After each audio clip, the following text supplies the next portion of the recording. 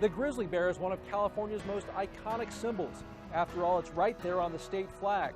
But you won't find any in the wild in California. A fierce predator, the last of them were killed off in the 1920s. But now a conservation group wants to bring them back. We think if people are willing, we could share parts of California with grizzlies again.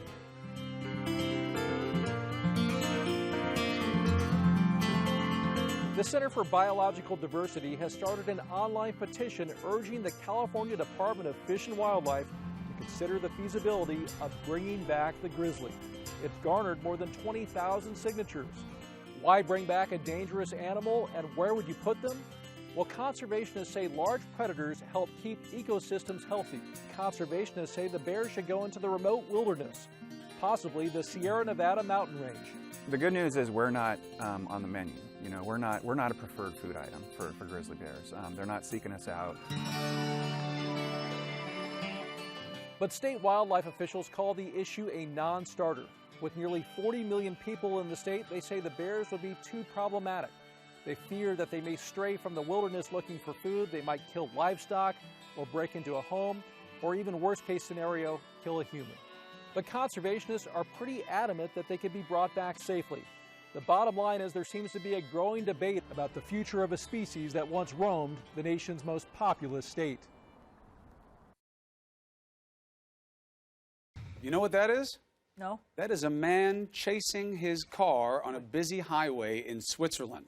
That's what they do there, it turns out. No, this was a rogue incident. Oh, no. He was stopped on the side of the road to talk to somebody, and the car starts to roll away, and he winds up chasing it. People luckily slow down, bangs into that sign, and he's able to get it. Turns out the man forgot to put on the emergency brake when he pulled over and hopped out of his car. Amazingly, he was not hurt, but may face charges. But can you imagine that this actually happens and you're able to recover the car, right? I don't know if he's like wicked. I don't care about the car. The man, nobody was hurt. Look at this. Look at all the things. So what that do you could have do if gone your wrong. car goes into the highway? Do you just leave it alone and whatever happens, happens, or do you chase it? I'm not sure that I chase it across a 3-lane major highway with trucks barreling down it. I don't know, but you know, you've taught me something, Chris. I'm going to use the emergency brake even at traffic lights now. You have an automatic. He had a stick shift. It's different. Oh, all right, then I'm not going to. Problem solved. Obamacare premiums are absolutely skyrocketing, but everybody's very, very frustrated with it in general. They don't like the idea of a bureaucrat being in between them and their doctor, and that's exactly what Obamacare brought. And in a state like Florida, that is an important issue. You know, Hillary's also talking about lowering the age of Medicare to 55. How in the world is she planning to pay for that? And the seniors who are in Florida, they're smart enough to know that if you decrease the eligibility age by 10 years for Medicare, you're going to drive the system broke. Yeah. And so those are issues which we own, and we just need to keep talking about all over the state of Florida. She has not aggressively been arguing, to my understanding, and obviously I pay a lot of attention to this, of saying, here's what's wrong with the ACA and I'm going to fix it this way. Here's what's wrong with it and I'm going to do this. You don't really hear a lot of that. You hear more people have insurance now. This was a good thing. There was Hillary Care before Obamacare.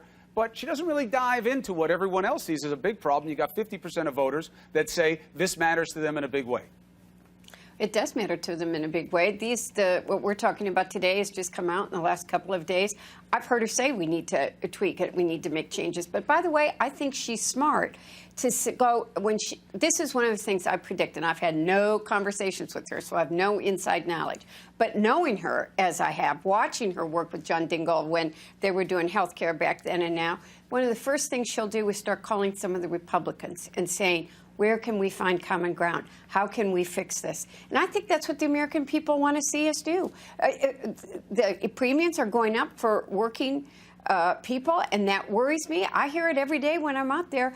But also, 20 more million people have insurance. Chris, in my state, where there is a Republican governor who did expand it to Medicaid, we have 500,000 more people covered. What's part of the goal? Okay, let's tweak it and fix it. In 2006, you took a $15,000 bonus from the Army to re-enlist. Why did you want to do that? Because they needed me, for one thing, and I felt a duty to my country. We had been in an interview room with a bunch of other soldiers that were getting ready to retire or get out, and They told us all the things that we were going to lose out on if we didn't re-enlist, and they had very compelling and compassionate arguments for how our country needed us and everything. So, and they were offering a bonus in addition. So I took that in addition to a bonus that I had been promised in 2003 but never received. Well, that makes perfect sense. And just so that everyone understands your personal story, let me give them a few points of interest. You served for 24 years in the Army. Your husband served for 26 years. Your son served for 5 years, including a tour in Afghanistan during which he lost his leg. You are a military family through and through. You and your whole family walks the walk. You believe in serving your country. So when you got the letter, or however you found out that in fact you somehow were not owed that $15,000 re-enlistment bonus and you're going to have to pay it back, what did you think? I was completely and totally in shock.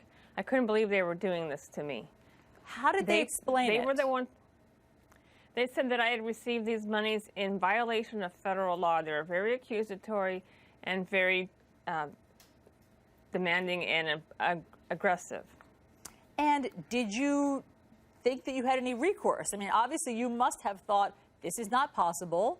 I served my country. They asked me to re-enlist. I did so. They gave me $15,000. Did you take it up with anyone? I did. I did everything I could through the legal aid office in California. I contacted my congressman at the time, but I didn't get much of a response. And then I did all the appeals process that I was required to do or allowed to do, and it was still denied. And in 2013, they sent me a letter saying my requests for relief had been denied, and I was going to have to start paying it back, and interest was going to be assessed from that point on. I thought back in 2008, the Hillary Clinton-Barack Obama face-off was going to be the campaign of our lifetime. This is it.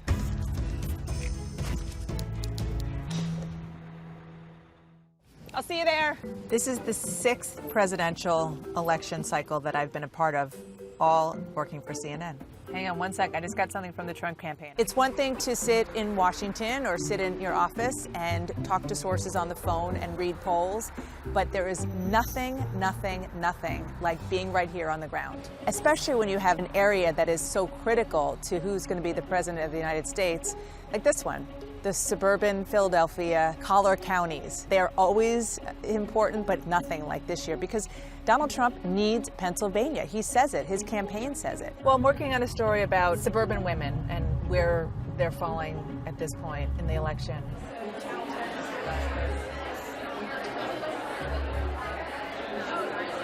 Courting women voters and being able to find a way to do that successfully is the magic to winning or losing, but it's on steroids in 2016. On the one hand, of course, you have a female candidate who wants to be the first woman president of the United States, but then on the other hand, the October surprise of Donald Trump. I better use some Tic Tacs just in case they start kissing. Allegations of groping, all of that makes the whole question of how women are going to vote so important. What did you think when you heard that tape? When you heard the tape that came out, did it make you think twice at all? No. If he said all those things right now in a different context, it might be different. You think that women will vote one way, men will vote another, but it's not actually falling on those clean lines. How difficult has it been for you to rally women? What I have found so fascinating is that people on the Republican side who are anti-Hillary Clinton almost get offended when you ask them, well, what about having the first female president? Because almost to a person, their answer is, I'm not going to vote based on gender. Why do you think that is? The future of our country. That's the bottom line on all of this. Now we're off because we got to get to the next event so we can file. Pennsylvania women already all in for Trump, despite his lewd language caught on tape. It's 6 o'clock now. We've been going for 12 hours, and we still have live shots now through the 9 o'clock hour. I love that cut. I love it. It's beautiful. This is not unusual. This is the way we all roll, every one of us, man, woman, and child. Well, maybe not child. I'm on the road a lot, but nothing compared to what I would be if I didn't have a son at home. In 2008, I was on the road for more than 300 days during that whole year. And it's just not something I want to do right now. Always working. Always working. A lot of times when I'm on my phone, I am trying to multitask, doing source texting and emails. Is that how you do your makeup now? Yeah. But also making sure that the play date that I set up for my son was good to go. All those things are kind of woven into the everyday life of every working mom. It's just the way it is. They are shocked at still how many undecided voters there are in their private polling. Wolf Blitzer said to me a long time ago, we have a front row seat to history. Sometimes history in the making is a little messy. Sometimes it's things that we can't let our children watch on television, which is bizarre, but it's cool to be a part of this.